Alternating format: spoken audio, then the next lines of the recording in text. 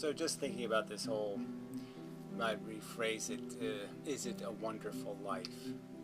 Can you defend your own life? Can you defend your family? Can you defend the last 500 years of your ancestors? Can you defend humans? Can you defend sentient life?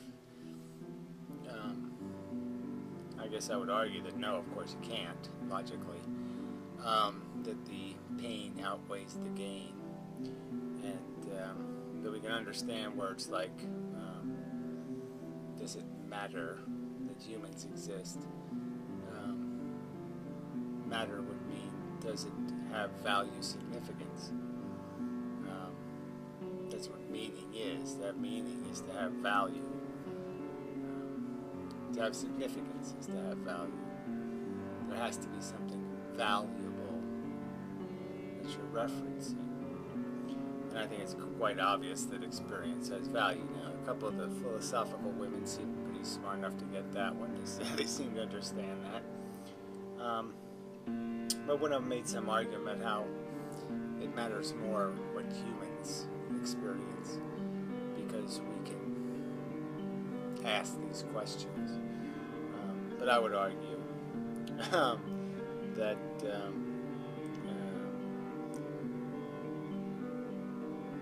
that we don't, because I guess I would rephrase your comment as being kind of imbecilic, in the sense that we matter more than animals because we foolishly answer smart questions, or we stupidly answer smart questions. The fact that we can ask a smart question doesn't mean we're going to answer it smartly. I'd just say it's almost evidence of the dumbness,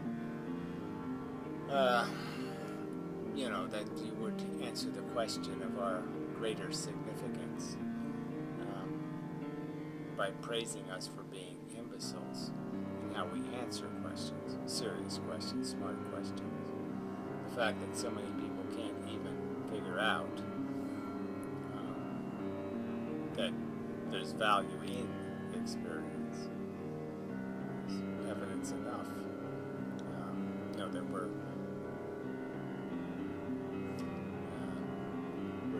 intelligent by a half or something. We're not smarter. We're smart enough to ask smart questions, but we're not smart enough to answer them intelligently. This is my point. State it simply. So anyway, those three words, though: value, feelings, and productivity, are efficiency. I like the word efficiency as a way of saying it. Just because the word implies a standard, and productivity is more explicit in that it's saying you have to show the profit. You have to show, to say something's productive, you have to show where it made more than what it cost.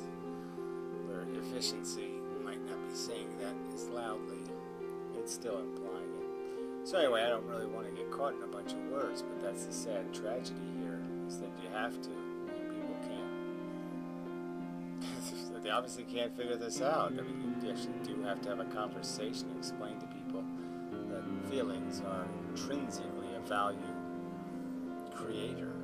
Having a sentient experience is having a value experience, is having an experience that has value built into it. There's no way to unvalue it.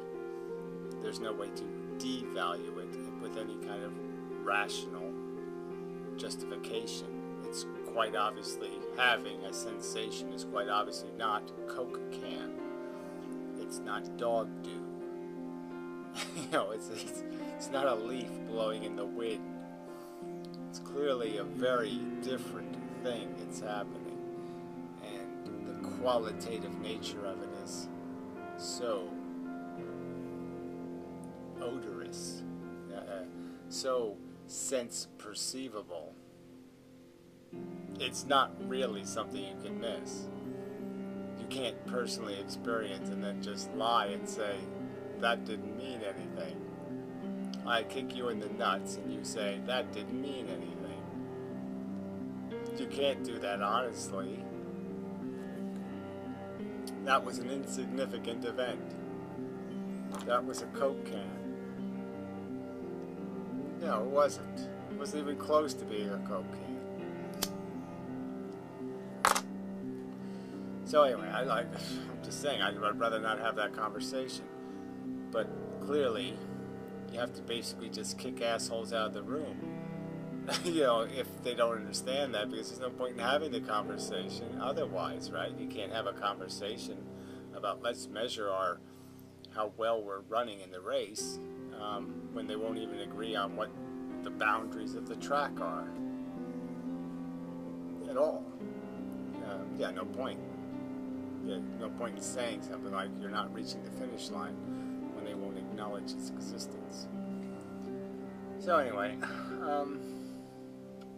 so there's just so many ways to think about this, this analyzing. And I have to admit, I've been doing a lot of it my whole life in terms of once I recognized the fact that I have power. You know, once you recognize the fact that you can harm things, that you can make the choice to take your BB gun out and kill a bird, once you realize that you can change destinies and affect things that feel, at least for me anyway, it got me thinking that this is, I have a responsibility now to justify my existence. How am I affecting not just me, but how am I affecting the world? So those are the two elements, right? There's your own comfort, and then there's the impact you have on the world. And I've made many videos saying this thing. And I don't know if I get any acknowledgement of that's the truth of our existence. There's two factual, significant things happening. There's your mental states, the stream of your consciousness, and then there's the effect you're having on the other things streaming consciousness. And that's the sum of your fucking existence. How will you affect not only the things living today or right now, but even the things living 10 years from now or 1,000 years from now? What will be the cost, the real cost of your existence? And so even, trying to assess that is difficult, I'll concede. We can't know it with any kind of certainty. We can only know it in some probabilistic way. But we can know it in that way, and we should understand it in that way. So I guess I'll start by just saying that when I analyze my own existence, I say, okay, let me take the character out of my feelings, like why I felt something, and just take the feelings, just the sensations, and say, here, I'm going to stream those from my origin to now as a stream of sensations. And I'd say, would I impose that on something? Would I make one of those if I had the capacity to make one and have it run, just sitting over there in the corner?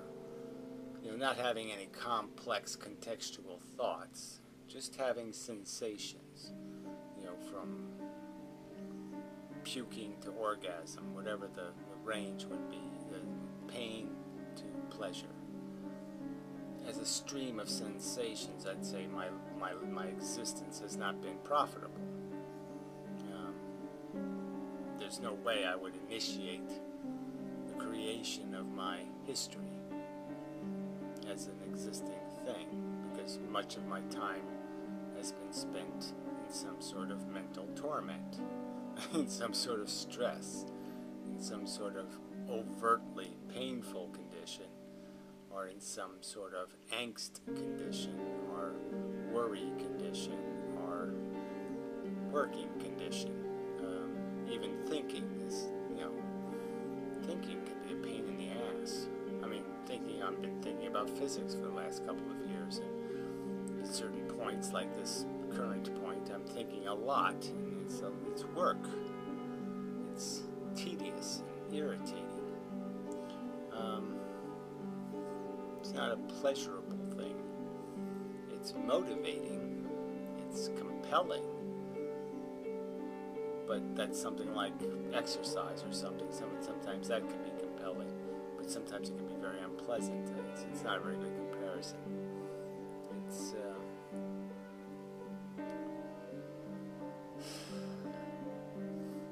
It's just this thing where you have the goal, and the goal is powerful, but the work to get there is substantial. Yeah.